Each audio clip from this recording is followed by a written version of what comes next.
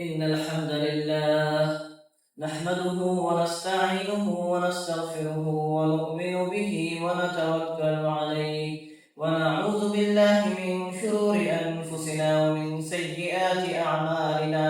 من يهده الله فلا مضل له ومن يضلل فلا هادي له، وأشهد أن لا إله إلا الله وحده لا شريك له، وأشهد أن سيدنا وسندنا ونبينا وحبيبنا ومولانا محمدا عبده ورسوله، صلى الله تعالى عليه وعلى آله وصحبه وبارك وسلم تسليما كثيرا. أما بعد، فأعوذ بالله من الشيطان الرجيم. بسم الله الرحمن الرحيم. فأزلهما الشيطان عنها فأخرجهما مما كانا فيه وقلنا اهبطوا بعضكم لبعض عدو ولكم في الأرض مستقر ومتاع إلى حين. صدق الله مولانا العظيم وصدق رسوله النبي الكريم، ونحن على ذلك لمن الشاهدين والشاكرين، والحمد لله رب العالمين. আমরা আন্তরিকতার সাথে মুহাব্বতের সাথে দুরূদ শরীফ পড়ি। আল্লাহুম্মা সাল্লি আলা মুহাম্মাদিন ওয়া আলা আলি মুহাম্মাদ কামা সাল্লাইতা আলা ইব্রাহিম ওয়া আলা আলি ইব্রাহিম ইন্নাকা হামিদুম মাজিদ। আল্লাহুম্মা বারিক আলা মুহাম্মাদিন ওয়া আলা আলি মুহাম্মাদ কামা বারাকতা আলা ইব্রাহিম ওয়া আলা আলি ইব্রাহিম ইন্নাকা হামিদুম মাজিদ। আস্তাগফিরুল্লাহ ইন্নাল্লাহা গফুরুর রহিম। আস্তাগফিরুল্লাহ ইন্নাল্লাহা গফুরুর রহিম। আস্তাগফিরুল্লাহ ইন্নাল্লাহা গফুরুর রহিম। সম্মানিত উপস্থিতি, আল্লাহ রাব্বুল আলামিন আমাদেরকে আজকে তার ঘর মসজিদে উপস্থিত হয়ে আসরের নামাজ জামাতের সাথে আদায় করে কুরআনে কারীমের এই মুবারক মজলিসে একটু সময় বসার তৌফিক দিয়েছেন, সুযোগ দিয়েছেন। আমরা সর্বপ্রথম আল্লাহ তাআলার এই ইহসান আর অনুগ্রহের শুকরিয়া আদায় করে বলি আলহামদুলিল্লাহ। আমি যদিও কয়েক সপ্তাহ ছিলাম না, কিন্তু তাফসীরের প্রোগ্রাম আলহামদুলিল্লাহ চলমান ছিল। তো এটা আমাদের সৌভাগ্য যে আমরা এই মুবারক দরস থেকে, এই মজলিস থেকে বঞ্চিত হই না। এটা আল্লাহ রাব্বুল আলামিনের ইহসান আমাদের প্রতি। আমি যাওয়ার আগে আমাদের তাফসীর ধারাবাহিকভাবে চলমান ছিল এবং আমার যেটুকু খেয়াল করে আমরা সূরাতুল বাকারা 35 নম্বর আয়াত পর্যন্ত আমাদের আলোচনা শেষ করেছিলাম। আজকে আমরা ইনশাআল্লাহ সূরাতুল বাকারার 36 নম্বর আয়াত থেকে আলোচনা শুরু করব। তো এই আলোচনায় যাওয়ার আগে যেহেতু একটা লম্বা বিরতি ছিল, এজন্য এই আলোচনায় যাওয়ার আগে ধারাবাহিকতা রক্ষার জন্য আমি পিছনের কিছু অংশ, কিছু আলোচনা সংক্ষেপে বর্ণনা করব ইনশাআল্লাহ। আমরা জানি যে আল্লাহ রাব্বুল আলামিন সূরাতুল বাকারার আমাদের যে আলোচনার অংশ, এই অংশগুলোতে হযরত আদম আলাইহিস সালামের সৃষ্টির বিবরণ দিচ্ছেন। যে আল্লাহ রাব্বুল আলামিন ইরাদা করলেন, ইচ্ছা করলেন যে তিনি কি করবেন, তার খলিফা প্রতিনিধি দুনিয়াতে পাঠাবেন। আর এই জন্য তিনি ফেরেশতাদের কাছে এই বিষয়টা প্রকাশ করেছিলেন। তখন ফেরেশতাগণের পক্ষ থেকে প্রতিবাদ এসেছিল, আপত্তি এসেছিল। এই আলোচনা ইতিমধ্যে চলে গেছে আমাদের। এরপরে আল্লাহ রাব্বুল আলামিন ফেরেশতাদের সামনে হযরত আদম আলাইহিস সালামের মর্যাদা প্রকাশ করলেন এবং আদম আলাইহিস সালামের মর্যাদা প্রকাশিত হওয়ার পরে ফেরেশতাগণ বুঝতে পারলেন যে আল্লাহ রাব্বুল আলামিন যে সিদ্ধান্ত নিয়েছেন এটা যৌক্তিক, বাস্তব ছিল। এরপরে আল্লাহ রাব্বুল আলামিন হযরত আদম আলাইহিস সালামের মর্যাদা ফেরেশতাদের সামনে মজবুত করার জন্য, দৃঢ় শক্তিশালী করার জন্য সবাইকে হুকুম করলেন যে তোমরা সবাই হযরত আদম আলাইহিস সালামকে সিজদা করো। ফেরেশতাদের সাথে ইবলিসও বসবাস করত। কেন করতো, কি কারণে করতো, এই আলোচনা ইতিমধ্যে হয়েছে আমাদের তাফসীরের মধ্যে। তো সবাই সিজদা যখন করলেন, আল্লাহ তাআলার হুকুম মেনে ইবলিস সিজদা করতে অস্বীকার করলো। তখন আল্লাহ রাব্বুল আলামিনের দরবার থেকে সে বিতাড়িত হয়ে গেল, অভিশপ্ত হয়ে গেল এবং আল্লাহ তাআলা তাকে বের করে দিলেন। ইবলিসকে বের করে দেওয়ার পরে আল্লাহ রাব্বুল আলামিনের উদ্দেশ্য ছিল হযরত আদম আলাইহিস সালামকে সৃষ্টি করার দ্বারা যে তাকে তিনি কি করবেন, তার খলিফা বা প্রতিনিধি হিসেবে দুনিয়াতে পাঠাবেন। এই দুনিয়াতে খেলাফতের দায়িত্ব যাতে কি করেন, ভালোভাবে আঞ্জাম দিতে পারেন, খেলাফতের দায়িত্ব তিনি যেন কি করতে পারেন, সঠিকভাবে পরিচালনা করতে পারেন। এই জন্য বিভিন্ন বস্তুর ব্যবহার শেখার জন্য আল্লাহ রাব্বুল আলামিন হযরত আদম আলাইহিস সালামকে জান্নাতে জায়গা দিলেন। সব ঘটনা সংঘটিত হওয়ার পরে, সিজদা হওয়ার পরে আল্লাহ তাআলা হযরত আদম আলাইহিস সালামকে এবং তার স্ত্রী তাদেরকে জান্নাতের মধ্যে বসবাসের সুযোগ দিলেন এবং জান্নাতের সব রকমের নিয়ামত উপভোগ করার কি দিলেন, সুযোগ দিলেন, অনুমতি দিলেন। শুধুমাত্র আল্লাহ রাব্বুল আলামিন তাদেরকে নির্দিষ্ট এক প্রকার গাছ, ওই গাছের কাছে যাওয়া থেকে নিষেধ করলেন। মুফাসসিরিনে কেরাম বলেন গাছের কাছে যাওয়ার অর্থ ছিল ওই গাছ থেকে ফল না খাওয়া। এটা কোন গাছ, কি ধরনের গাছ, এই আলোচনা মুফাসসিরিনে কেরাম বিভিন্ন জায়গায় করেছেন। যাই হোক, হযরত আদম আলাইহিস সালাম কি করলেন, জান্নাতে বসবাস করতে লাগলেন তার স্ত্রী হযরত হাওয়া আলাইহিস সালামকে নিয়ে। আর আল্লাহ রাব্বুল আলামিন তাদেরকে জান্নাতের সব নিয়ামত দান করলেন, শুধুমাত্র একটা নির্দিষ্ট প্রকারের গাছের কাছে যাওয়া থেকে তাদেরকে নিষেধ করা হলো। অন্যদিকে শয়তান যখন আল্লাহ রাব্বুল আলামিনের দরবার থেকে বিতাড়িত হয়ে গেল, তখন সে আল্লাহ রাব্বুল আলামিনের কাছে আবদার করলো যে আমি যেহেতু আপনার এখানে থাকতে পারলাম না, আপনার কাছে আমার কিছু চাওয়া পাওয়া আছে, আমার কিছু কি আছে, চাহিদা আছে। আল্লাহ তাআলা বললেন কি চাও? সে বলল যে আমি যেহেতু আপনার কাছে থাকতে পারলাম না, আপনার এখান থেকে বিতাড়িত হয়ে গেলাম, ঠিক আছে আপনি আমাকে কিয়ামত পর্যন্ত সুযোগ দেন, আমি কিয়ামত পর্যন্ত বেঁচে থাকতে চাই এবং আপনি আমাকে এই সুযোগও দেন, আপনি যাদের কারণে আমাকে বের করে দিলেন, যে আদম সন্তান বা যে যাদেরকে আপনি খলিফা বানাবেন, যাদেরকে সিজদা না করার কারণে, যাদেরকে সম্মান না করার কারণে আমি আজকে কি হলাম, অপদস্থ হলাম, তাদেরকে আমি কি করব, পথভ্রষ্ট করব। এই সুযোগটা আপনি আমাকে দেন যে আমি তাদেরকে যেন পথভ্রষ্ট করতে পারি, চেষ্টা করতে পারি তাদের উপর। আল্লাহ তাআলা তাকে কি করলেন, এই সুযোগ দিলেন এবং বললেন যে তুমি তোমার চেষ্টা চালিয়ে যাও, কোনো অসুবিধা নাই। জেনে রাখো যারা আমার নেক বান্দা, যারা সত্যিকার অর্থে ভালো মানুষ, তাদেরকে তুমি কখনোই কি করতে পারবে না, প্রতারিত করতে পারবে না। তো ইবলিসও এই সুযোগ আল্লাহর কাছ থেকে চেয়ে নিয়েছিল। যা এরপরে হযরত আদম আলাইহিস সালাম জান্নাতে বসবাস করতে লাগলেন, আর ইবলিস জান্নাতের বাইরে থেকে সে চক্রান্ত করতেছিল, সুযোগের অপেক্ষায় ছিল যে কিভাবে হযরত আদম আলাইহিস সালামের মাধ্যমে কোনো একটা ভুল হবে এবং তিনি কি হবে, বিচারের মুখোমুখি হবেন। কিন্তু ভুল কখন হয়, যখন কোনো শর্ত থাকে কোনো কিছু কাজের মধ্যে, অথবা কোনো নিষেধাজ্ঞা থাকে। যখন বলা হয় যে তুমি এই কাজটা করবে না, নিষেধ, অথবা বলা হয় যে এই শর্তের সাপেক্ষে তোমাকে এই সুযোগ দিলাম, শর্ত লঙ্ঘন হলে তোমার কি হবে, তোমার কাছ থেকে সুযোগ নিয়ে নেব। যেমন মনে করেন উদাহরণ হিসাবে কখন কাউকে শাস্তি দেওয়া যায়। আমাদের সমাজে অনেক সময় আমরা আমাদের সন্তানদেরকে বলি যে রাত 8টা পর্যন্ত তুমি কি করতে পারবে, তুমি খেলাধুলা করতে পারবে, 8টার পরে যদি খেলাধুলা করো পরদিন তোমার খেলাধুলা বন্ধ। শর্ত সাপেক্ষে আমরা কি করি, কোনো কাজের সুযোগ দিই। অথবা কোনো নিষেধাজ্ঞা থাকে যে তুমি ঘরের বাইরে যেতে পারবে না, ঘরের বাইরে যদি যাও, ঘরের ভিতরে তুমি কি করো, খেলাধুলা করো, ঘরের বাইরে গেলে কি হয়ে যাবে, তোমার খেলাধুলা বন্ধ হয়ে যাবে। তো হয়তো শর্ত থাকে কোনো কাজের মধ্যে, অথবা কোনো নিষেধাজ্ঞা থাকে, এইসব কারণে কাউকে কি করা যায়, বিচার করা যায় বা শাস্তি দেওয়া যায়।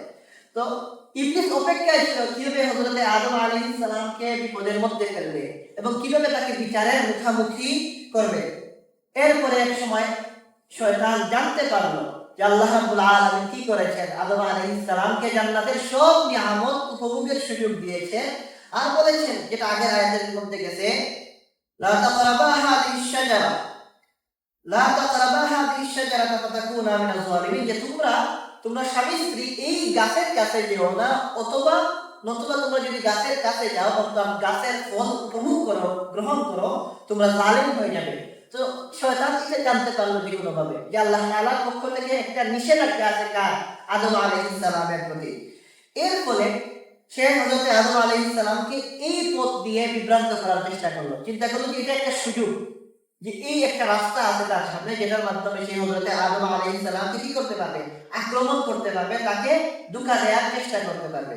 ফলে সে হযরত আদম আলাইহিস সালাম এবং তার স্ত্রীর কাছাকাছি গেল। কিভাবে গেল এটা আলোচনা আসবে ইনশাআল্লাহ। সে সরাসরি গিয়েছিল কিনা, নাকি দূর থেকে সেই আদম আলাইহিস সালামের মনের মধ্যে কি কুমন্ত্রণা দিয়েছিল, এটা মুফাসসিরিনে কেরাম আলোচনা করেছেন। আল্লাহ তাআলা কুরআনে কারীমের মধ্যে বিষয়টা কি করেন নাই, আর ব্যাখ্যা করেন নাই। শুধুমাত্র এটা বলা হয়েছে যে শয়তান আদম আলাইহিস সালাম এবং হযরত হাওয়া আলাইহিস সালাম তাদের স্বামী স্ত্রীর সাথে আলোচনা করলো এবং তাদেরকে বলল, কি বলল তাদেরকে বললো যে এই যে জান্নাতে তোমরা এত সম্মানের অধিকারী, এত মর্যাদার অধিকারী, এগুলা পেয়ে তোমরা অহংকারী হয়ে যাও না। তোমরা তোমাদের পরিণামের কথা চিন্তা করো, তোমাদের আখেরের কথা চিন্তা করো। শেষ পর্যন্ত তোমাদের কি হবে, তোমাদের শেষ কি হবে, শেষ তো তোমাদের কি মরতে হবে। অতএব তোমাদের পরিণামের কথা চিন্তা করো। হযরত আদম আলাইহিস সালাম যখন এটা শুনলেন শয়তানের কাছ থেকে যে পরিণাম বা শেষ ফলাফল হচ্ছে আমাদেরকে মরতে হবে, তো তিনি বললেন যে মৌত কি। কারণ জান্নাতে যখন ছিলেন তখন তিনি মৃত্যু সম্পর্কে জানতেন না। তাফসীরের মধ্যে এইভাবে বলা হয়েছে যে তিনি জিজ্ঞাসা করলেন মৌত কাকে। তখন শয়তান কি করলো, যেহেতু আল্লাহ তাআলা তাকে একটা যোগ্যতা দিয়েছিলেন, সে প্রাণী একটা সৃষ্টি করলো এবং করে ওই প্রাণীর মধ্যে মৃত্যুর একটা অবস্থা তৈরি করলো। বলা হয় তাফসীরের মধ্যে যে মানুষ মারা যাওয়ার সময় যে অবস্থা হয়, যে মানুষের গলার মধ্যে আওয়াজ হয় এবং একটা মৃত্যুর যে কষ্ট, এই অবস্থাটা হযরত আদম আলাইহিস সালামকে কি করলো, একটা প্রাণীর আকৃতি বানিয়ে হযরত আদম আলাইহিস সালামকে দেখালো। এবং এই অবস্থা দেখে হযরত আদম আলাইহিস সালাম কি হলেন, ঘাবড়ে গেলেন, ভয় পেলেন এবং জিজ্ঞাসা করলেন যে মৃত্যু থেকে নিজেকে নিরাপদ রাখার কি উপায়, এই কঠিন অবস্থা থেকে নিজেকে বাঁচানোর কি উপায়। তখন শয়তান যে কথাটা বলেছিল, আল্লাহ তাআলা কোরআন কারীমের মধ্যে হুবহু শয়তানের কথাটা বর্ণনা করেছেন। শয়তান বলেছিল, ক্বালা ইয়া আদম, হে আদম, হাল আদুল্লুকা আলা শাজারাতিল খুলদি ওয়া মুলকিন লা ইয়াবলা। আদম আলাইহিস সালাম জিজ্ঞাসা করেছিলেন শয়তানকে যে মৃত্যু থেকে নিজেকে রক্ষার কি উপায়। এখন এখানে আলোচনা হয়, প্রশ্ন হয় যে আদম আলাইহিস সালাম কেন শয়তানকে জিজ্ঞাসা করলেন, কি কারণে। এটা আলোচনা বড় গুরুত্বপূর্ণ প্রশ্ন, ইনশাআল্লাহ আমরা সামনে জানিয়ে আলোচনা করব যে কেন শয়তানকে তিনি চিনতে পারেন নাই, নাকি চিনেছিলেন, চিনলে তিনি কেন শয়তানের সাথে এটা পরামর্শ করতে গেলেন। এটা আরেক আলোচনা, আমরা ইনশাআল্লাহ ধারাবাহিকভাবে ওই আলোচনায় আসবো। শুরুতে আমরা ঘটনাটা দেখি। তো শয়তান যখন এই প্রশ্ন শুনলো আদম আলাইহিস সালামের কাছ থেকে যে আমি কিভাবে এই মৃত্যু থেকে নিজেদেরকে বাঁচাতে পারি আমরা, শয়তান তখন বলেছিল, হাল আদুল্লুকা আলা শাজারাতিল খুলদ ওয়া মুলকিন লা ইয়াবলা, যে আমি কি তোমাকে, হে আদম, আমি কি তোমাকে চিরস্থায়ী জীবন দানকারী গাছের কথা অথবা এমন রাজ্যের কথা বলবো না যেটা কোনোদিন শেষ হবে না। অর্থাৎ সে বললো এই কথা যে আমি তোমাকে এমন একটা গাছের কথা বলে দিব যে গাছের সহায়তা নিয়ে তুমি কি হবে, চিরস্থায়ী জীবনের অধিকারী হয়ে যাবে। আর অমুলকিল লা ইয়াবলা, এমন রাজত্ব তুমি পেয়ে যাবে, এমন বাদশাহী তুমি পেয়ে যাবে, লা ইয়াবলা, যেটা কি হবে না, কখনোই শেষ হবে না। এর অর্থ যে তোমার কখনো মৃত্যু হবে না এই গাছের সহায়তা দিলে। তখন হযরত আদম আলাইহিস সালাম জিজ্ঞাসা করলেন যে এটা কোন গাছ। শয়তান তখন নির্ধারিত ওই গাছটা দেখালো, কিন্তু আল্লাহ রাব্বুল আলামিন তো আগে কি করেছিলেন, হযরত আদম আলাইহিস সালামকে ওই গাছটা দেখিয়েছিলেন। শয়তান যখন ওই গাছ দেখালো হযরত আদম আলাইহিস সালামকে যে এই গাছের ফল গ্রহণ করলে কি হয়ে যাবে, তুমি চিরস্থায়ী বসবাসের সুযোগ পেয়ে যাবে জান্নাতে, আর এখান থেকে বের হওয়া লাগবে না, আর এখান থেকে বের না হলে তোমার মৃত্যু আসবে না, তোমার জিন্দেগি এখানেই থাকবে, চিরকালীন তুমি এখানেই বসবাস করবে। তখন হযরত আদম আলাইহিস সালাম বললেন যে তুমি যে গাছের কথা বলছো এটা তো চিরস্থায়ী জীবন দান করে না, বরং এটা কি করে, ধ্বংস করে। এই গাছটা কি ধ্বংসকারী গাছ। কারণ আল্লাহ রাব্বুল আলামিন আমাদেরকে এই গাছের কাছে যেতে নিষেধ করেছে। যদি এই গাছটা জীবন দানকারী হতো আল্লাহ তাআলা আমাদেরকে কি করতেন না, নিষেধ করতেন না। এটাই হযরত আদম আলাইহিস সালাম বলেছিলেন। এরপরে শয়তান যে জবাবটা দিয়েছিল এই প্রশ্ন শোনার পরে, এটাও আল্লাহ তাআলা কুরআনে কারীমের মধ্যে বলেন। শয়তান বলেছিল, ওয়াকালা মা নাহাকুমা রাব্বুকুমা আন হাযিহি শাজারাতি ইল্লা আন তাকুনা মালাকাইনি আও তাকুনা মিনাল খালিদিন। শয়তান বলেছিল যে আল্লাহ তাআলা তোমাদেরকে যে বলেন নাই এই গাছের কথা, বরং আল্লাহ তাআলা তোমাদেরকে যে নিষেধ করেছেন এই গাছের কাছে না যেতে, মা নাহাকুমা রাব্বুকুমা, কারণ ছিল কি, আন হাযিহি শাজারাতি ইল্লা আন তাকুনা মালাকাইন, কারণ যদি তোমরা এই গাছের ফল খাও তখন তোমরা কি হয়ে যাবে, ফেরেশতা হয়ে যাবে, আও তাকুনা মিনাল খালিদিন, অথবা তোমরা চিরস্থায়ী জীবনের অধিকারী হয়ে যাবে। আল্লাহ তাআলা এটা জানেন, তো আল্লাহ তাআলা তো সবকিছু জানেন। সুতরাং তোমরা যদি এই গাছের ফল খাও এর দ্বারা তোমরা ফেরেশতা হয়ে যাবে। ফেরেশতা বলতে কি, যারা সবসময় আল্লাহর কাছে থাকে, ফেরেশতা তো আল্লাহর কাছ থেকে দূরে যান না, এবং চিরস্থায়ী জীবন তোমরা এটা পেয়ে যাবে। তো আল্লাহ তাআলা এটা জানেন, এই জন্য তোমাদেরকে নিষেধ করেছে। কেন আল্লাহ তাআলা নিষেধ করেছেন এটাও শয়তান ব্যাখ্যা করে দিল। বললো যে দেখো, আল্লাহ রাব্বুল আলামিন তোমাদেরকে বানিয়েছেন, তোমাকে বানিয়েছেন এবং তোমার পরবর্তী প্রজন্ম যারা, তাদেরকে আল্লাহ তাআলা বানিয়েছেন দুনিয়াতে খেলানোর কাজ দিয়ে, তোমাদেরকে দিয়ে তার খলিফা বানাতে চান। এই জন্য তিনি তোমাদেরকে জান্নাতে কিছুদিনের মেহমান বানিয়েছেন। তোমাদের মূল দায়িত্ব হচ্ছে কি, দুনিয়াতে তোমাদেরকে পাঠানো হবে এবং সেখানে তোমার এবং তোমার সন্তানেরা বিভিন্ন ধরনের বিষয়ের মুখোমুখি হবে, বিভিন্ন পেরেশানের মুখোমুখি হবে এবং একসময় সেখানে তোমাদের মৃত্যু হবে। আল্লাহ তাআলা তোমাদেরকে এই উদ্দেশ্যেই বানিয়েছে। আল্লাহ তাআলার কাছাকাছি যে এখন তোমরা আছো এটা সাময়িক, তোমাদেরকে আল্লাহ তাআলা জান্নাতে স্থায়ীভাবে বসবাসের জন্য বানান নাই, তোমাদেরকে বানানো হয়েছে দুনিয়াতে পাঠানোর জন্য। একসময় তোমাদেরকে দুনিয়াতে পাঠিয়ে দেওয়া হবে এবং সেখানে তোমরা বিভিন্ন পেরেশানির মুখোমুখি হবে, বিভিন্ন পরীক্ষার মুখোমুখি হবে, তোমাদের মৃত্যু হবে এবং সবচেয়ে বড় কথা, শয়তান যেটা নিয়ে হযরত আদম আলাইহিস সালামকে প্রতারিত করতে চাইল সেটা বলল যে সেখানে যাওয়ার পরে তোমরা আল্লাহ তাআলার সান্নিধ্য থেকে বঞ্চিত হবে। অর্থাৎ এখানে জান্নাতে যে আল্লাহ তাআলার কাছাকাছি আছো, দুনিয়াতে যাওয়ার পরে আল্লাহ তাআলার কাছাকাছি আর থাকতে পারবে না। এটা ছিল সবচেয়ে বড় অস্ত্র। উলামায়ে কেরাম বলেন যে হযরত আদম আলাইহিস সালাম যে শয়তানের কথায় প্রতারিত হয়েছিলেন, এর মধ্যে একটা কারণ ছিল এই জন্য না যে জান্নাতের নিয়ামত পেয়ে তিনি খুব আনন্দ ছিলেন যে আমি নিয়ামত ছেড়ে গেলে দুনিয়াতে কষ্ট হবে, এটা উদ্দেশ্য ছিল না, বরং আল্লাহর প্রতি তার যে ভালোবাসা, তার যে মুহাব্বত, আমি যদি কাউকে ভালোবাসি আমি চাই তার কাছাকাছি থাকতে, আল্লাহ আল্লাহর কাছে থাকতে, আল্লাহর ঘনিষ্ঠ হতে। তো হযরত আদম আলাইহিস সালামের মনে আল্লাহ তাআলার প্রতি যে ভালোবাসা ছিল, তার স্ত্রীর মনে আল্লাহ তাআলার প্রতি যে ভালোবাসা ছিল, তারা চেয়েছিলেন যে আল্লাহ তাআলার কাছেই থাকবেন। আর এই ভালোবাসার কারণে কি শয়তানের এই কথা তারা একটু প্রতারিত হয়েছিলেন। যখন তারা জানতে পারলেন যে দুনিয়াতে চলে গেলে আল্লাহর কাছাকাছি আর কি করা যাবে না, থাকা যাবে না, এবং শয়তানের এইসব আকর্ষণীয় কথা তারা বিভ্রান্ত হলেন। এখন দেখেন শয়তানের এইসব কথায় বিভ্রান্ত হওয়ার পরে শয়তান কি করলো, সে আরো মজবুত করার জন্য কথাটাকে, সে আদম আলাইহিস সালাম আর তার স্ত্রীকে আরো বেশি বিশ্বাস দেওয়ার জন্য সে কসম করলো।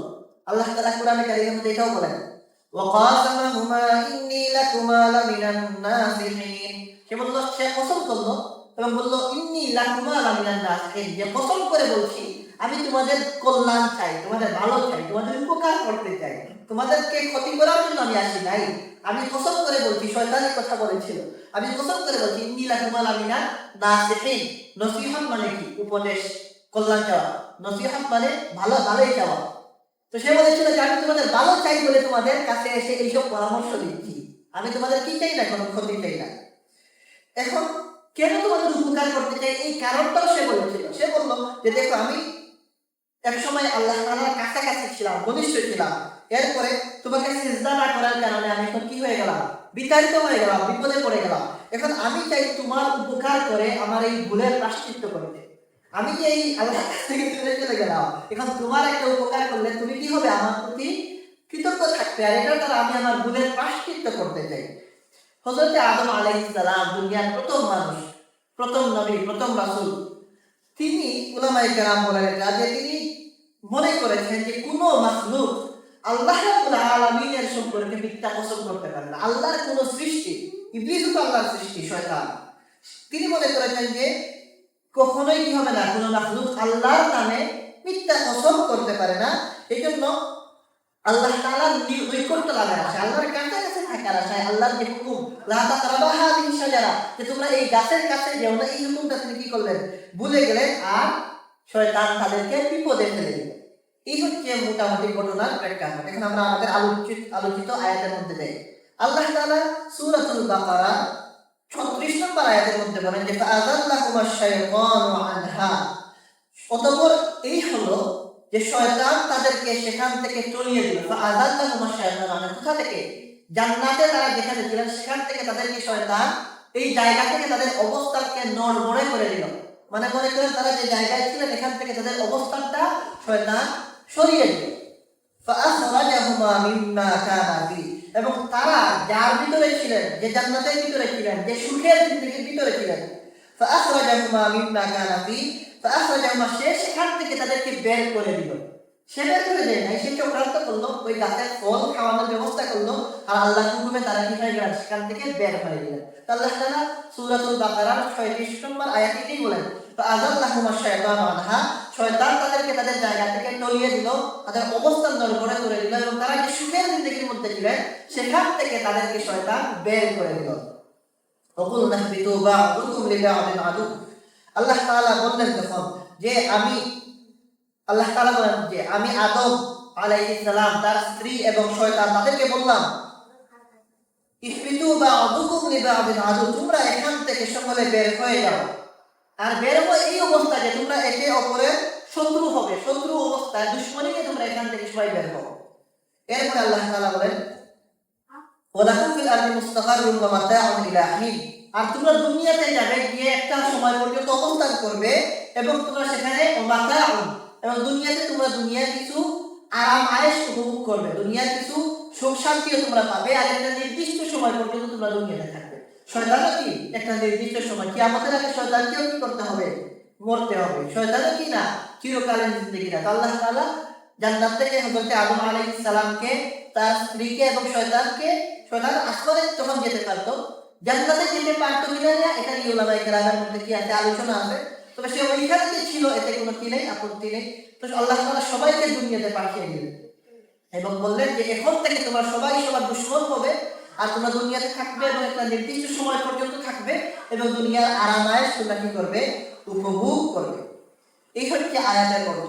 এখানে আল্লাহ তাআলা যে শব্দটা ব্যবহার করলেন ফাআযাল্লাহুমাশ শাইতানু আনহা, এই জাল্লাতুন শব্দের অর্থ হচ্ছে বিচ্যুতি বা পদস্খলন, পা পিছলে যাওয়া।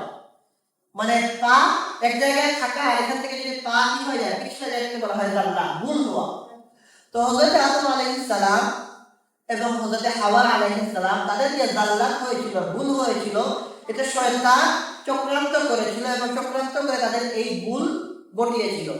কুরআনের এই শব্দ থেকে বুঝে আসে যে হযরত আদম আলাইহিস সালাম এবং হযরত হাওয়া আলাইহিস সালাম যে আল্লাহ তাআলার হুকুম লঙ্ঘন করেছিলেন।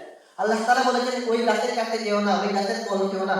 তারা যে ওই গাছের ফল খেয়েছিল, যেটা সাধারণ মানুষের গুনাহের মতো কোনো গুনাহ ছিল না, পাপ ছিল না, বরং শয়তানের প্রতারণায় প্রতারিত হয়ে তারা কি করেছিল, এই ধরনের পদক্ষেপ নিয়েছিলেন। তারা কি হয়েছিলেন, তাদেরকে ঠকানো হয়েছিল, তাদেরকে ধোঁকা দেওয়া হয়েছিল।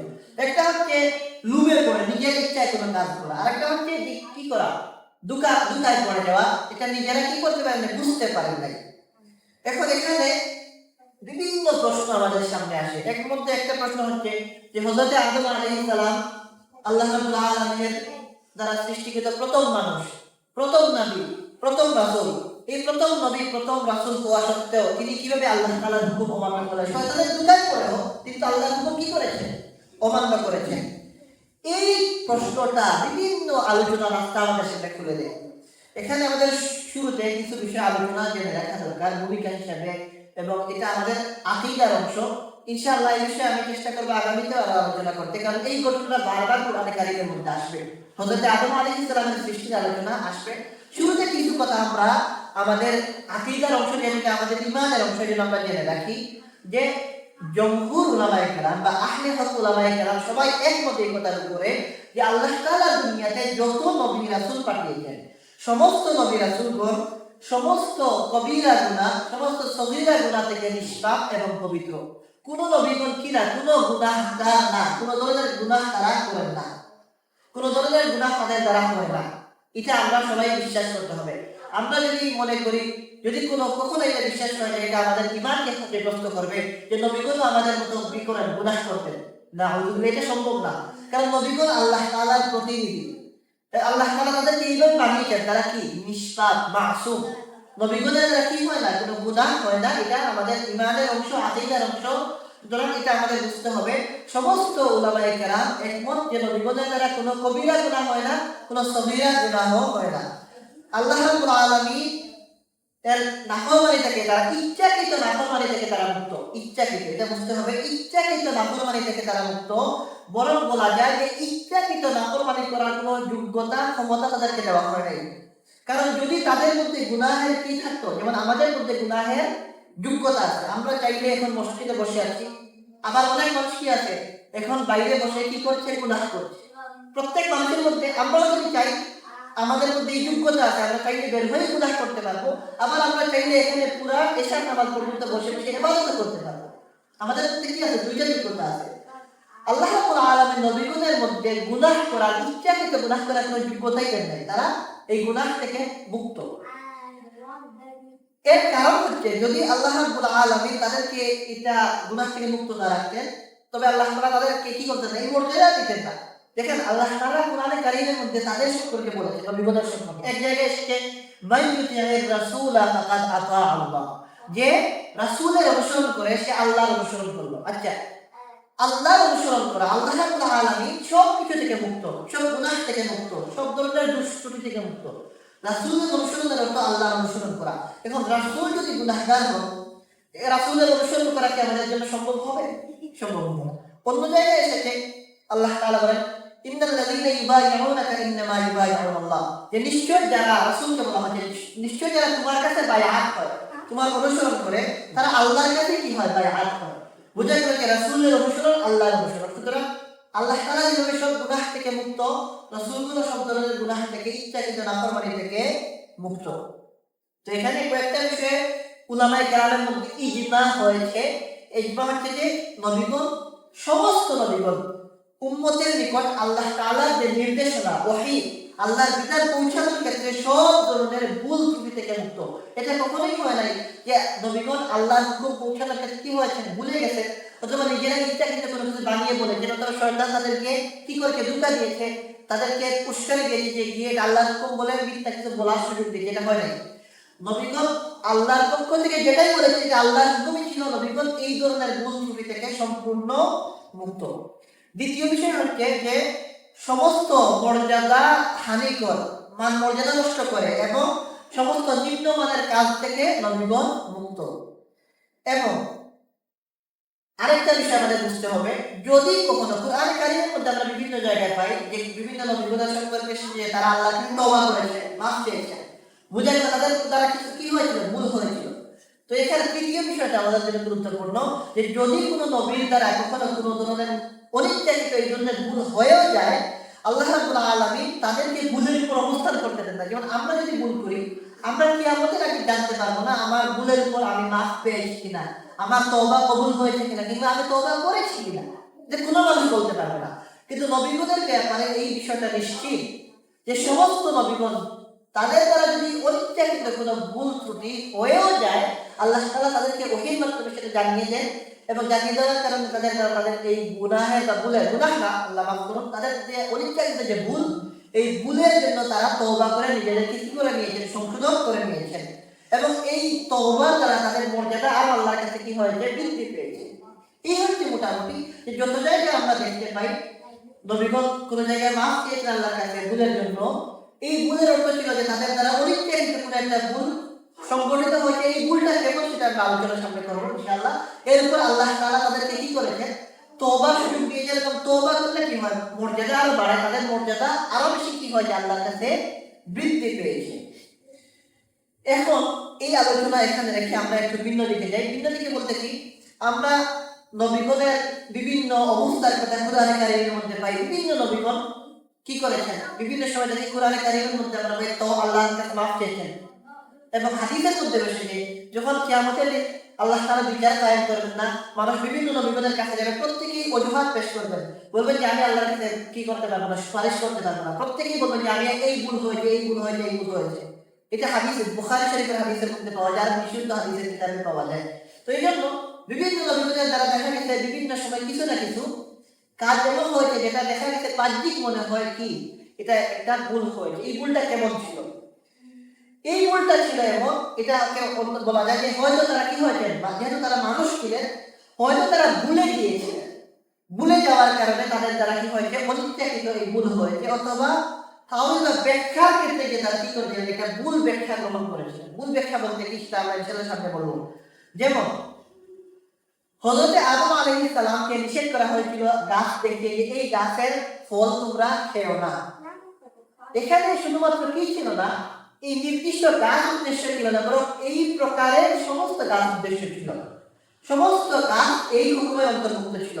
এটা বোঝার জন্য আমরা একটা উদাহরণ দিই। একবার রাসূলুল্লাহ সাল্লাল্লাহু আলাইহি ওয়াসাল্লাম, আমাদের নবীজি সাল্লাল্লাহু আলাইহি ওয়াসাল্লাম একবার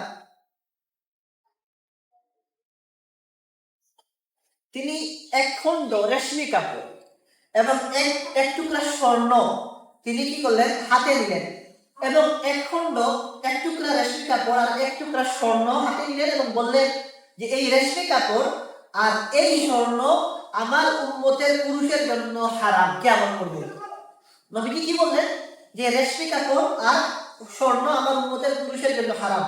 আচ্ছা, এখানে আমরা সবাই বুঝতে পারছি এটা, যে আল্লাহ রাসূলের হাতে যে রেশমি কাপড় ছিল আর যে স্বর্ণের টুকরা ছিল, ওই নির্দিষ্ট টুকরা আর ওই রেশমি কাপড়ের ওই টুকরা, স্বর্ণ এবং রেশমি কাপড়ের ওই টুকরা উদ্দেশ্য না, বরং উদ্দেশ্য সমস্ত রেশমি কাপড় এবং সমস্ত স্বর্ণ কিয়ামত পর্যন্ত পুরুষের জন্য ব্যবহার করা হারাম। কিন্তু এখানে এই ধারণাও তো করা সম্ভব। কেউ কেউ এটাও বলতে পারবেন যে মনে হয় রাসূলুল্লাহ সাল্লাল্লাহু আলাইহি ওয়াসাল্লাম তার হাতে যে রেশমি কাপড় ছিল শুধুমাত্র ওই কাপড় বুঝিয়েছেন, যে তার হাতে যে কাপড়টা ছিল ওই কাপড়টা ব্যবহার করা হারাম, এবং হাতে যে স্বর্ণের টুকরা ছিল ওই স্বর্ণটা ব্যবহার করা হারাম। হযরত আদম আলাইহিস সালামের ব্যাপারে এই ধারণা এটাও ব্যাখ্যা করেন অনেকে, যে আল্লাহ তাআলা তাকে নিষেধ করেছিলেন এই গাছটা থেকে। শয়তান তাকে বুঝিয়েছিল যে দেখো, আপনাকে যে গাছ দেখানো হচ্ছে ওই গাছটা শুধুমাত্র কি নিষেধের অন্তর্ভুক্ত, এর জাতীয় অন্য গাছ থেকে আপনি ফল গ্রহণ করলে কি হবে না, এটা নিষেধাজ্ঞার মধ্যে আসবে না। তো এটা কি হয়েছিল, ভুল ব্যাখ্যা, মানে ব্যাখ্যা তিনি আল্লাহ খুব বুঝেছেন, কিন্তু বুঝতে গিয়ে কি হয়েছে, তার ব্যাখ্যাটা ভুল ব্যাখ্যা গ্রহণ করেছেন, অনিচ্ছাকৃতভাবে তার এই ভুলটা হয়ে গেছে। অথবা শয়তান কসম করে কি বলেছিল, যে আমি আপনাকে কসম করে বলছি, আল্লাহ তাআলা আপনাকে যে গাছ সম্পর্কে নিষেধাজ্ঞা দিয়েছেন এটা অন্য গাছ, আর আমি আপনাকে যে গাছ দেখাচ্ছি এটা আরেকটা গাছ। এই যে কসম করেছিল, এই কসমের দ্বারা তিনি কি হয়েছিলেন, বিভ্রান্ত হয়েছিলেন এবং বিশ্বাস করেছিলেন, এটাও একটা কারণ। অথবা তৃতীয় একটা ব্যাখ্যা এইভাবে বলা হয়, শয়তান তাকে হয়তো এইভাবে বলেছিল যে আপনাকে যে নিষেধ করা হয়েছিল রাস্তা থেকে, এটা ছিল শুরুর দিকে, আপনি তখন কি ছিলেন, নতুন ছিলেন, আপনার তখন শারীরিকভাবে এত শক্তিশালী ছিলেন না, যেভাবে আমরা আমাদের সমাজে ছোট বাচ্চাদেরকে আমরা কি করি না, সবকিছু আমরা খাওয়ার জন্য দেই না। ছোট বাচ্চারা যদি শক্ত কিছু খাইতে চায় আমরা তাদেরকে নিষেধ করি, কিন্তু বড় হয়ে যাওয়ার পরে কাউকে নিষেধ করা হয় না। শয়তান আদম আলাইহিস সালামকে এবং তার স্ত্রীকে বলেছিল যে আপনারা জান্নাতে যখন শুরুতে আসেন তখন আল্লাহ তাআলা নিষেধ করেছিলেন, কারণ এটা এই গাছের ফল খাওয়ার জন্য আপনারা তখন কি ছিলেন না, প্রস্তুত ছিলেন না। এখন এই সময় পার হয়ে এসেছে, এখন আপনারা এই গাছের ফল খেলে কি হবে না, কোনো অসুবিধা হবে না। অথবা সবচেয়ে বড় বিষয় যেটা আল্লাহ তাআলা কোরআন কারীমের মধ্যে বলেছেন, ভুলে যাওয়া এটা মানুষের স্বভাব, আমরাও ভুলে যাই। আদম আলাইহিস সালামও কি হয়েছে, ভুলে গিয়েছিলেন। আল্লাহ তাআলা কোরআন কারীমের মধ্যে বলেন, ওয়ালাকাদ আ'হিদনা ইলা আদামা মিন ক্বাবল ফানাসিয়া ওয়া লাম নাজিদ লাহু আযমা। আল্লাহ তাআলা কোরআন কারীমের এক আয়াতের মধ্যে বলেন যে আমি ইতিপূর্বে আদম আলাইহিস সালামের প্রতি নির্দেশ দিয়েছিলাম, আমি আদম আলাইহিস সালামের প্রতি নির্দেশ দিয়েছিলাম, আহিদা প্রতিশ্রুতি নিয়েছিলাম আদম আলাইহিস সালাম থেকে, ফানাসিয়া কিন্তু তিনি কি করেছিলেন, ভুলে গিয়েছিলেন। তো আদম আলাইহিস সালাম মানুষ হিসেবে তিনি ভুলে গিয়েছিলেন, আর এটা সবচেয়ে গুরুত্বপূর্ণ ব্যাখ্যা, যে তিনি ভুলে গিয়েছিলেন বলে কি করেছিলেন, শয়তানের কথাটা তিনি গ্রহণ করেছিলেন। আর যেহেতু শয়তান ধোঁকা দেওয়ার উদ্দেশ্যে সুন্দর করে কথা বলেছিল, তিনি এটা মনে রাখতে পারেন নাই, তিনি আল্লাহ তাআলার কাছে থাকার উদ্দেশ্যে কি করেছিলেন, এই ধোঁকায় পড়ে তিনি এই গাছের ফলটা গ্রহণ করেছিলেন। এই ছিল মোটামুটি আদম আলাইহিস সালামের গাছের ফল খাওয়ার ব্যাখ্যা। এখন এখানে একটা আলোচনা আসে যে শয়তান কি জান্নাতে প্রবেশ করেছিল? আদম আলাইহিস সালাম যেহেতু জান্নাতে থাকতেন, শয়তান কি জান্নাতে গিয়েছিল, গিয়ে কি সে ওইখানে ধোঁকা দিয়েছিল, নাকি সে দূর থেকে, যেভাবে আমাদের অন্তরের মধ্যে হাদিসে এসেছে শয়তান দূর থেকে আমাদের অন্তরের মধ্যে কুমন্ত্রণা ডালতে পারে, সে কি দূর থেকে আদম আলাইহিস সালামের মানে কুমন্ত্রণা দিয়েছিল? এই ব্যাপারে নির্দিষ্টভাবে আসলে বলা কঠিন। বিশুদ্ধ হাদিসের মধ্যে পাওয়া যায়, রাসূলুল্লাহ সাল্লাল্লাহু আলাইহি ওয়াসাল্লাম বলেছেন জায়গায়, ইন্না শাইতানা ইয়াজরি মিন আহাদিকুম মাজরাদ দাম, যে শয়তান তোমাদের শরীরের মধ্যে রোগের মধ্যে যেভাবে রক্ত প্রবাহিত হয়, শয়তান এইভাবে তোমাদের কি হয়, তোমাদের রোগের সাথে, রোগের রক্তের সাথে শয়তান এইভাবে তোমাদের প্রবাহিত হয়, অর্থাৎ শয়তান আমাদের রোগের মধ্যে থাকে। বোঝা গেল শয়তান আমাদের শরীরের যে কোনো জায়গার মধ্যে সে থাকতে পারে, এটাই উদ্দেশ্য। আমাদের শরীরের মধ্যে যেভাবে রক্ত প্রবাহিত হয়, শয়তান আমাদের মধ্যে এইভাবে এসে এত কাছাকাছি আসতে পারে। এর অর্থ এটা না যে শয়তান সবার রক্তের মধ্যে আছে, বরং শয়তান আমাদের মধ্যে দূর থেকে কুমন্ত্রণা দিতে পারে, ওয়াসওয়াসা ডালতে পারে, এটা সম্ভব ছিল। অথবা আরেকটা ব্যাখ্যা বিভিন্ন জায়গায় পাওয়া যায়, যেমন একজন বড় তাবেঈ ওয়াহাব ইবনে মুনাব্বিহ রাহমাতুল্লাহি আলাইহি তিনি বলেন যে শয়তান বিভিন্ন প্রাণীর কাছে গিয়েছিল, বিভিন্ন প্রাণী জান্নাতে প্রবেশ করতে পারত আল্লাহর হুকুমে, শয়তানের প্রবেশ করার অনুমতি ছিল না। শয়তান বিভিন্ন প্রাণীর কাছে গিয়েছিল, যে সাহায্য পেয়েছিল, বিভিন্ন লোভলালসা দেখিয়েছিল, সব প্রাণী তাদেরকে নিষেধ করলো তাকে। কিন্তু সাপ, সাপ বলা হয়, এটা একটা বর্ণনা শুধু বলার জন্য বলছি, বলা হয় যে আল্লাহ তাআলা সাপকে খুব সুন্দর আকৃতিতে বানিয়েছিলেন। আচ্ছা, আমাদের সমাজে মানুষ সবচেয়ে বেশি ভয় পায় যে প্রাণীকে যদি বলা হয়, এর মধ্যে সবচেয়ে প্রথম সারিতে আসবে যে প্রাণীটা হচ্ছে সাপ। সাপকে দেখলেই মানুষের কি হয়, ঘৃণা আসে, ভয় লাগে। তো বিভিন্ন বর্ণনায় পাওয়া যায় যে আল্লাহ তাআলা সাপকে খুব সুন্দর আকৃতি দিয়েছিলেন এবং উটের মতো তার কাছে 4টা পা ছিল, সুন্দর আকার ছিল। শয়তান তাকে লোভ দেখিয়েছিল বিভিন্ন কিছুর। আর সাপ কি হয়েছিল, এই লোভে পড়ে শয়তানকে তার মুখের মধ্যে প্রবেশ করিয়েছিল। আর ফেরেশতাদেরকে ধোঁকা দিয়ে সাপ নাকি শয়তানকে জান্নাতের মধ্যে প্রবেশ করে দিয়েছিল। এটা ওহাব ইবনে মুনাব্বিহ সহ আরো অনেকেই বর্ণনা করেন, এটা ইসরায়েলি বর্ণনা। শুধু বলার জন্য বললাম, আল্লাহ তাআলা ভালো জানেন, এগুলা কোরআনে কারীমের মধ্যে আসে নাই, বিশুদ্ধ হাদিসের মধ্যে আসে নাই, কিন্তু আমরা শুধু জানার জন্য এগুলো জানছি। বাস্তবে কি হয়েছে সেটা আল্লাহ তাআলা ভালো জানেন। তো সাপ শয়তানকে জান্নাতের মধ্যে প্রবেশ করে দিয়েছিল। তাহলে সেখানে গিয়ে শয়তান কি করেছিল, হযরতে আদম আলাইহিস সালামের সাথে সাক্ষাৎ করেছিল। এখানে উলামায়ে কেরাম এই কথাও বলেন যে শয়তানকে আদম আলাইহিস সালাম চিনতে পারেন না, কারণ শয়তান কিন্তু আকৃতি পরিবর্তন করতে পারে। কেউ কেউ এটাও বলে যে শয়তান ভিন্ন একটা আকৃতিতে গিয়েছিল এবং আদম আলাইহিস সালামের কাছে গিয়ে সে খুব উপকার করার নিয়ত দেখিয়ে সে খুব ভালো একটা ব্যবহার দেখিয়েছিল। অথবা কেউ কেউ বলেন যে হযরত আদম আলাইহিস সালাম শয়তানকে চিনতে তো পেরেছিলেন, কিন্তু শয়তানের সহজ মানে কথাবার্তা তিনি কিন্তু সহজ সরল ছিলেন, তিনি এখানে ধোঁকা খেয়েছিলেন, বলে বুঝেছিলেন যে বোধহয় শয়তান কি করেছে, সে হয়তো তওবা করতে চায় বা সে হয়তো আফসোস করছে এখন, এই জন্য সে হয়তো কি এখন ভালো হতে চায়। তো তিনি মূল কথা শয়তানের প্ররোচনায় প্রতারিত হয়েছিলেন এবং তিনি কি করেছিলেন, এই ভুল পথে পা বাড়িয়েছিলেন। তো যাই হোক, সাপের সম্বন্ধে যে আলোচনা আসলে জন্য হাদিসের মধ্যে সাপ সম্পর্কে কিছু ঘটনা পাওয়া যায়। বলা হয় যে বিভিন্ন প্রাণীকে, এমনিতেই তো কোনো প্রাণীকে মনে করেন আমরা আমাদের জরুরতের জন্য আমরা গরু জবাই করি, কিন্তু কোনো কারণ ছাড়া একটা গরুকে মনে করেন কেউ যদি চায় যে আমি কোনো উদ্দেশ্য না, এমনিতে কোনো একটা গরুকে আঘাত করা, হত্যা করা, এটা কি নিষিদ্ধ। কারণ এটা আপনার মনে করেন আপনি কোনো জুলুমের উদ্দেশ্যে একটা গরু মনে করলেন যে আমি কি করব, গরু এটা আমার খাবারের প্রয়োজন নাই, এমনি আমি কি করতে চাই, হত্যা করতে চাই, এটা আপনার জন্য ঠিক ঠিক হবে না। কোনো প্রাণীকে এমনিতে হত্যা করা এটা কি না, অনর্থক কাজ, বেহুদা। কিন্তু সাপকে হত্যা করা বৈধ। এমনকি ইহরাম করা অবস্থায় কোনো প্রাণীকে কি করা যায় না, মারা যায় না, কিন্তু সাপকে হত্যা করা যাবে ইহরাম করা অবস্থায়। কারণ সাপ ক্ষতিকর, সাপ মানুষের ক্ষতি করে। এবং অনেকেই বলেন ওই যে সাপ শয়তানকে জান্নাতে প্রবেশ করিয়েছিল, এর শাস্তি হিসেবে সাপকে কি করা যায়, হত্যা করা বৈধ। একইভাবে অন্য যে প্রাণী যেটা মানুষের ক্ষতি করে এটাকে কি করা যায়, হত্যা করা বৈধ। যাই হোক, এগুলো একটা প্রাসঙ্গিক আলোচনা হিসেবে করলাম। আল্লাহ তাআলা আসলে ভালো জানেন যে কি কারণে বা কিভাবে শয়তান জান্নাতে প্রবেশ করেছিল, কি হয়েছিল না হয়েছিল, আল্লাহ রাব্বুল আলামিন ভালো জানেন। আমরা তাফসীরের মধ্যে বিভিন্ন বর্ণনা পাই, এগুলো আমরা জানার চেষ্টা করি এইটুকুই। এই আলোচনার উপর বা আয়াতের উপর আমরা আমাদের আলোচনা এখানে শেষ করছি। আগামী সপ্তাহে ইনশাআল্লাহ আমরা আলোচনা করব যে আল্লাহ রাব্বুল আলামিন এর পরের আয়াতের মধ্যে বলেছেন যে আল্লাহ রাব্বুল আলামিন আদম আলাইহিস সালামকে একটা কালিমা, একটা দোয়া শিখিয়ে দিয়েছিলেন এবং আল্লাহ রাব্বুল আলামিনের এই শেখানো দোয়া আদম আলাইহিস সালাম পড়েছিলেন। আর এই দোয়া পড়ার মাধ্যমে আল্লাহ তাআলা হযরত আদম আলাইহিস সালামের তওবা কবুল করেছিলেন এবং আল্লাহ রাব্বুল আলামিন আদম আলাইহিস সালামকে মাফ করে দিয়েছিলেন। এবং এরপর আদম আলাইহিস সালাম এবং তার স্ত্রী দুনিয়াতে একত্রিত হয়েছিলেন এবং এখান থেকে মানব জাতির বিস্তারের সূচনা হয়েছিল। আমরা ইনশাআল্লাহ আগামী সপ্তাহে এইসব আলোচনা করব। আমি যেহেতু সফর থেকে এসেছি, এই জন্য আর এত বেশি আসলে আলোচনা পড়ার সুযোগ হয় নাই। আমরা ইনশাআল্লাহ আজকের আলোচনা এখানে শেষ করছি। বাকি ইনশাআল্লাহ আগামী সপ্তাহে আমাদের একটা গুরুত্বপূর্ণ আলোচনার বিষয় হচ্ছে নবীগণ নিষ্পাপ। নবীগণ কি নিষ্পাপ, তাদের দ্বারা তারা সাধারণ মানুষের মতো না, তাদের দ্বারা কি যে ভুলগুলা আমরা কোরআনের মধ্যে পাই বা হাদিসের মধ্যে পাই, এগুলা দেখে আমরা ইনশাআল্লাহ জানতে চেষ্টা করবো যে আসলে এর দ্বারা কি উদ্দেশ্য। এই বিষয়ে আমরা আরো কিছু আলোচনা আগামী সপ্তাহে করবো এবং পরবর্তী আয়াতের উপর আমরা ইনশাআল্লাহ আরো আলোচনা করব।